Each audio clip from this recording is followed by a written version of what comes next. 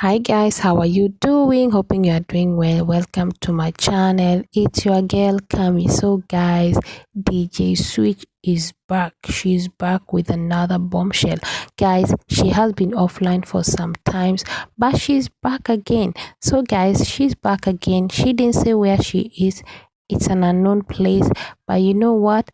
She is back again and sends a message to Nigerians.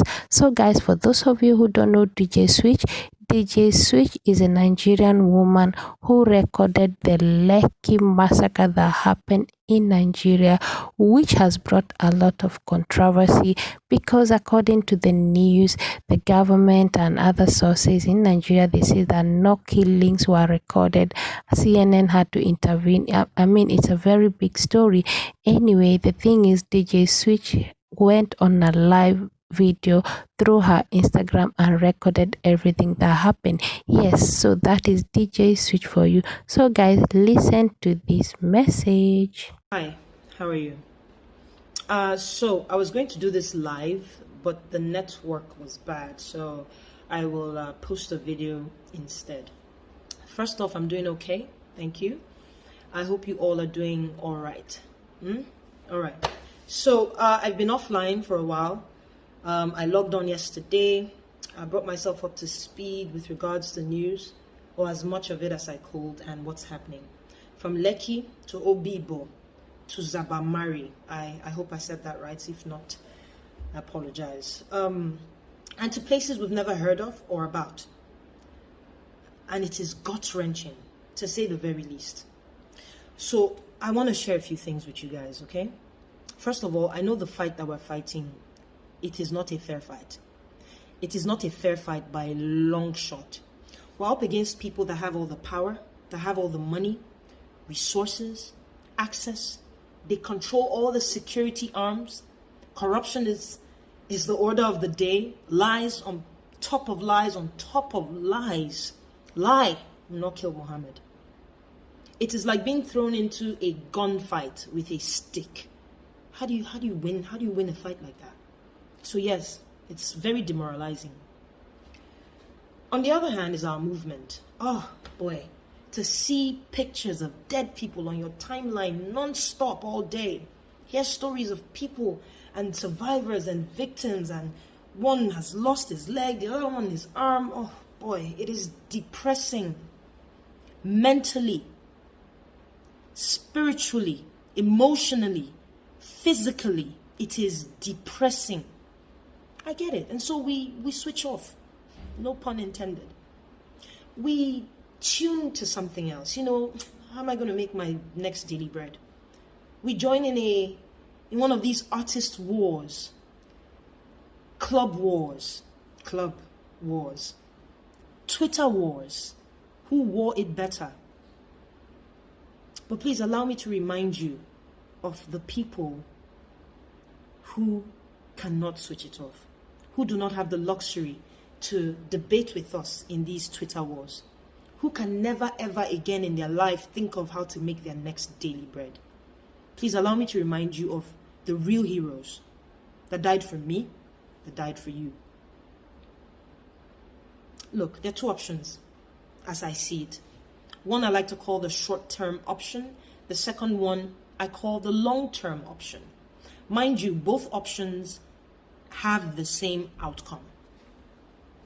Short-term option, we go out there, screaming at the top of our voices, demanding change. We want our country back, standing on our constitutional rights. And knowing the government we have, they might just waste all of us away. The end. The second long-term option, we do nothing. We still die. Maybe one by one, but we still die off. Either from poverty, a very poor health sector, security personnel. Take the newspaper boy that was selling his newspaper by the side of the road, and a security personnel of a speaker shot him, side of the road, trying to earn his living. Dead. For what? I saw a video of mothers that new mothers that were put outside the hospital because To be honest, the reason is not even worth mentioning.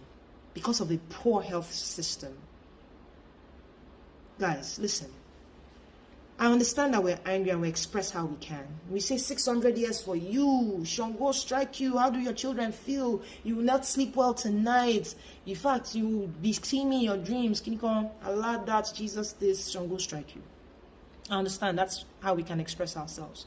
But let me tell you something that might be hard for you to swallow. You and I are most likely to die before these people, before these leaders. Barring things like the pandemic and earthquakes and all that can just kill anybody. Doesn't care who you are. But you and I are most likely to die before our leaders. I'll give you an example. These people, with all the money that they've stolen, have access to the best medical care that money can buy.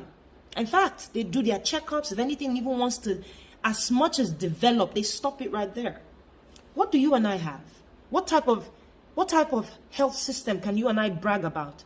People die in the hospitals. The boy that got his leg cut off, it didn't have to be if proper medical procedures and attention was paid. Or maybe he just doesn't have the money. Here's another example, security.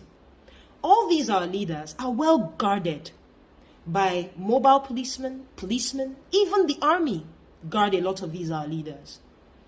Before armed robbers will go and rob those people, they will come to me and your house first. Who do we have guarding us? I can go on. Use Lagos as an example.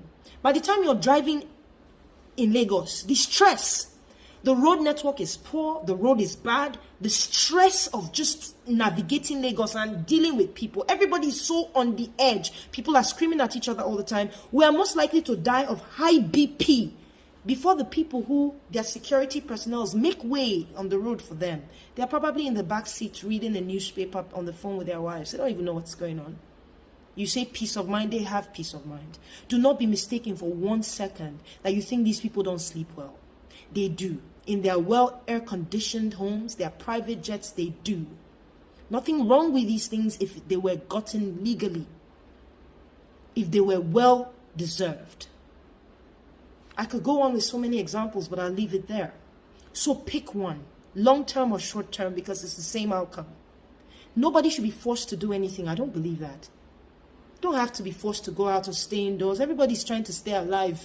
So it's very understandable. Everybody knows their own problem.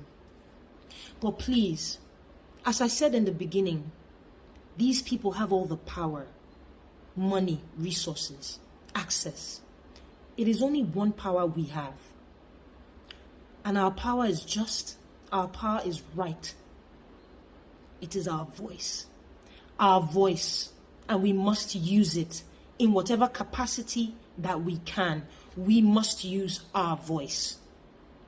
You see, when we don't see NSARS on the Twitter trend, take for example, NSARS, this is how I see it. It's like a key that opened a door to a big warehouse. Palliative gang, come through. And in that warehouse is all the problems plaguing Nigeria. At least the ones we're aware of. You see, when you take it down, when we don't talk about it, the people that I can assure you are trying to help us, they'll think nothing is really happening. Okay, maybe the government has started giving in to the demands of the people. So think about it. I know we're tired. It won't take you up to a minute. Keep it on that table no matter what. I don't care if it's on number 9 or 10, 11, 5. And some days we might miss it, but please let us try. I can assure you that there are people fighting for us. It's a marathon. It's not a sprint. You can take my word to the bank. People are fighting for us. Let us help them. Let us be part of the solution. I'll probably talk again to you guys in a couple of days. Let's see how it goes. And also, I do not have any backup accounts. I saw so many. Wow. I don't have any backup accounts. I don't have any representing accounts, any substitute account. I don't. Okay, I'll probably put them in the caption just one more time. All right. Thank you guys.